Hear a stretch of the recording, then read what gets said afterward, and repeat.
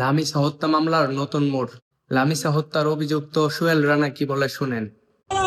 আমি পাস করছি, ডলারে পাস করছে।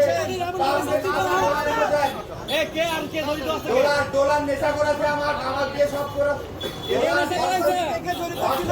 ডলার মারছে, ডলার আমি রাস্তা গুম করতে চাইছিলাম কিন্তু আমি পারি নাই।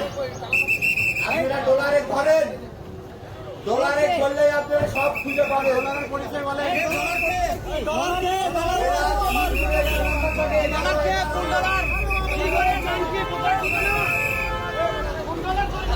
শুনলেন তো কথাগুলো, এখন আমরা কি বিশ্বাস করব?